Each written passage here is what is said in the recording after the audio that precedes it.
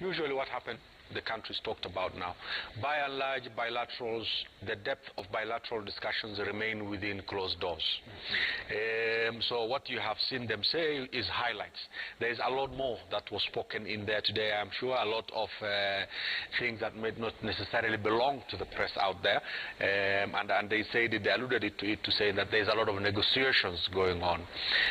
I was particularly impressed from these bilaterals that the head of state from Tanzania, Madam Samia Suluhu, said that NTBs, or non-tariff barriers, are no more now. This is good. This is probably the greatest expression of hope for the business and trade that is going on between the two countries. I'm sure the Kenyan business people, the Kenyan traders, are going to welcome that move a lot. I am also sure that within the discussions, issues to do with work permits to Kenyans or to East Africans in Tanzania, issues of concern, get spoken to in bilaterals but under closed doors.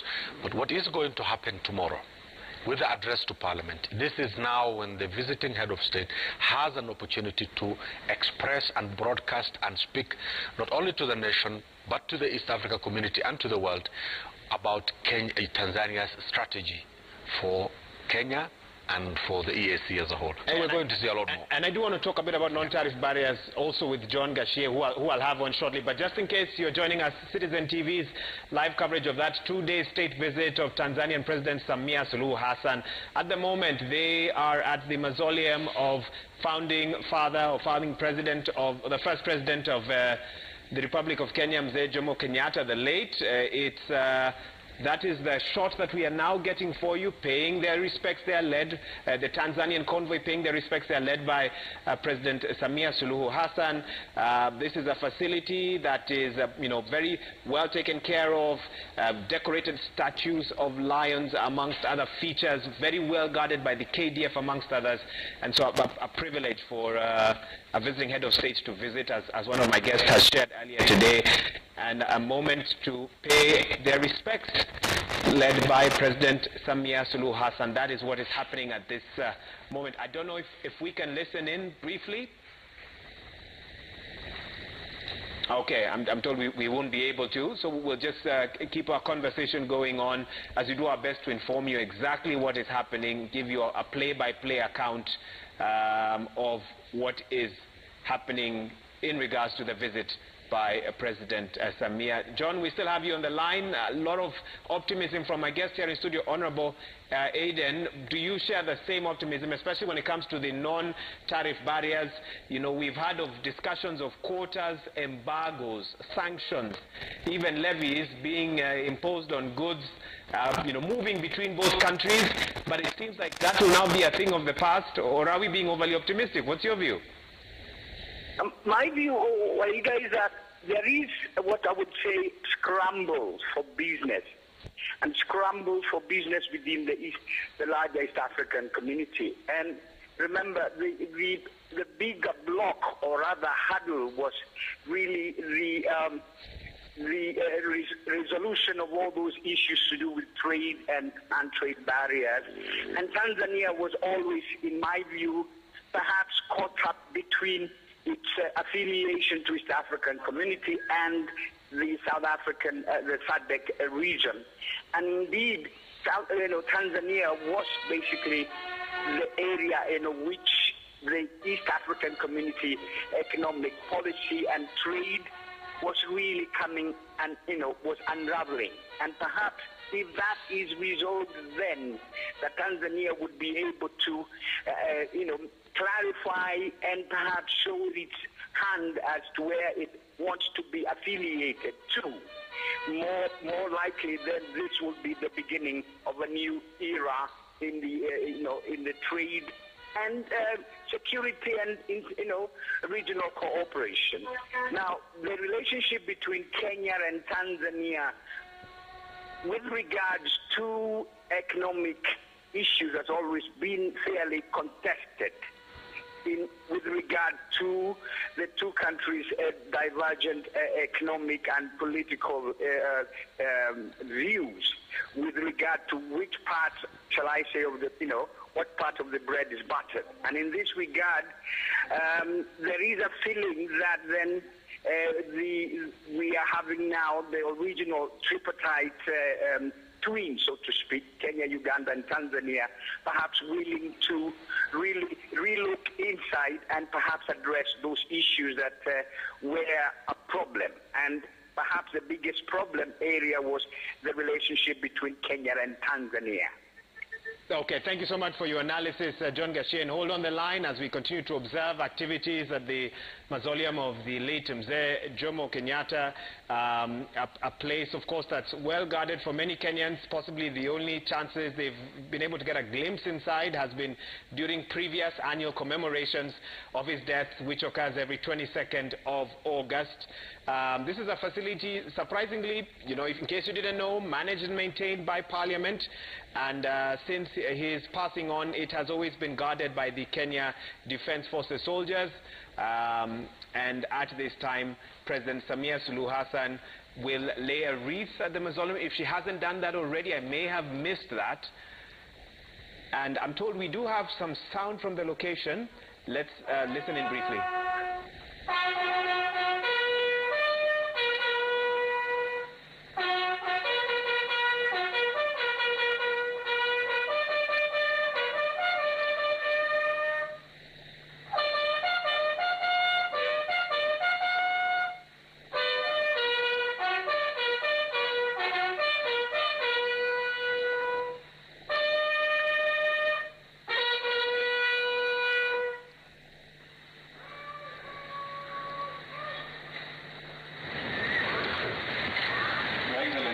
I now kindly request that you lay the wreath.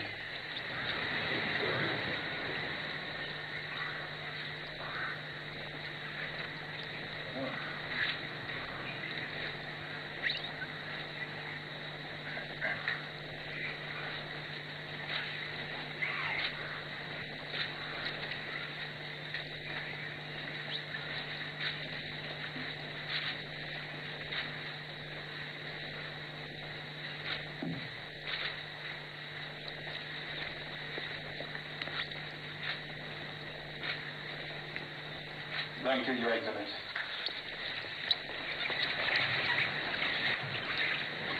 Thank you, sir. Thank you, sir. You're someone. Nice one.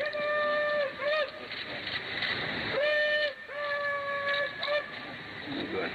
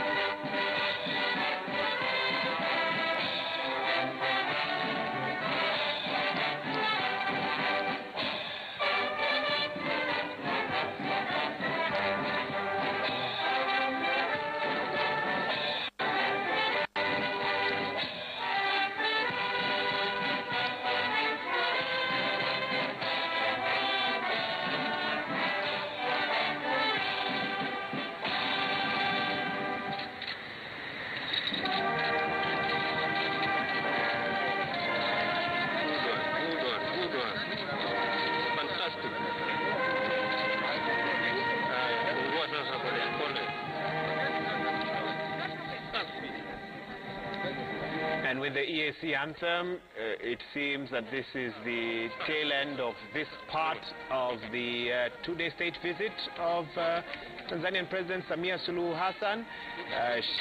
The convoy there exiting the Rais Jomo Kenyatta mausoleum. This mausoleum was actually built back in 1978. And when Rais Kenyatta passed on, and very well guarded. You've seen the place red carpeted from the entrance to the main structure, and many heads of state, when on state visits, have managed or gotten the opportunity to pay their respects here, to pay tribute, to lay a wreath at the tomb of the late Rais Jomo Kenyatta. And so with a simple and short ceremony there, that concludes this part of the program.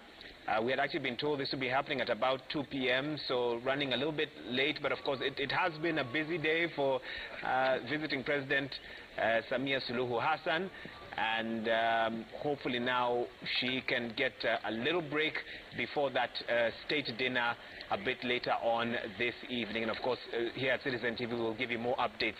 But the President has entered her official vehicle whilst on this trip, and we, will leave here, and the rest of her program unclear until that state dinner a bit later on this evening. 20 minutes or so there, we've had the playing of three anthems, the Tanzanian national anthem, Kenyan anthem, and the EAC anthem, both when she was walking into the mausoleum and when she was about to leave as well, just paying their respects there as the visiting convoy or visiting team from Tanzania led by President Samia Suluhu Hassan. And a very busy day for the President, Honorable Aiden, I must say. But of course, when you have a two-day visit like this, you must cram everything into that particular part of the program. But from what you're saying, you get the sense that already a lot has been achieved in that 2-hour meeting. But some would ask, is 2 hours enough? How much work has been done prior to that meeting? Was that meeting more of a formality? How do these things work, in case you have any insights to them? Right, yes. How these things work is that prior to this meeting happening, there was a lot of work by diplomats, by strategists from both governments who've been